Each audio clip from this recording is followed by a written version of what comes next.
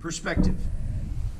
Artists use a technique called perspective to create an illusion of the real three-dimensional world on flat surfaces, such as paper or canvas. Objects that are far away are made to appear smaller and closer than objects that are nearby. Artists also vary the amount of light and shade in their works to create the appearance of depths. Here we have the windmill at Wijkbijdersted. I probably butchered that, I'm sorry. And this is painted in 1670 by Jacob van Ruysdael.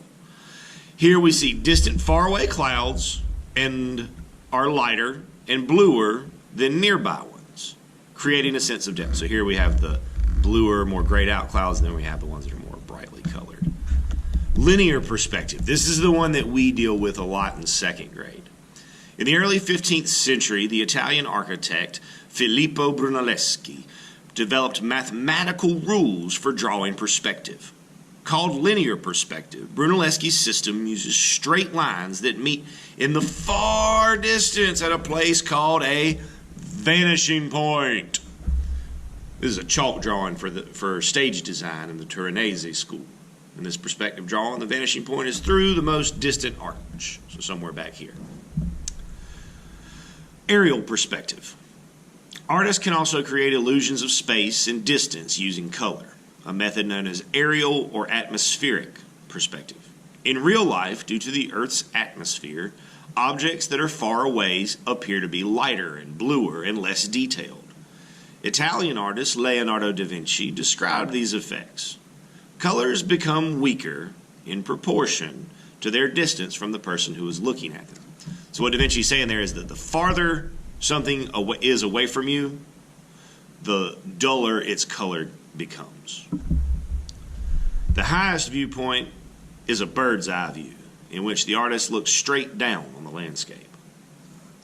Vanishing points and viewpoints.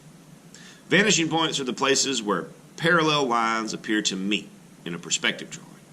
They are normally found on the horizon. The position of vanishing points in a picture changes depending on the artist's viewpoint, high, low, or in the middle. We usually work from a middle viewpoint.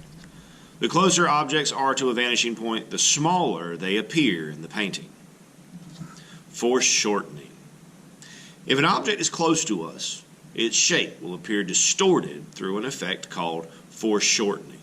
This makes the closest parts of the object seem large, while parts that are farther away look smaller and shorter. Artists use foreshortening to increase the illusion of depth. So foreshortening, an example of this is like when you are looking at a comic book or a graphic novel or a manga, and they'll have that one hand thrown out where it's really close to you, and then you can see the rest of them behind them down there. That's a really good example of foreshortening.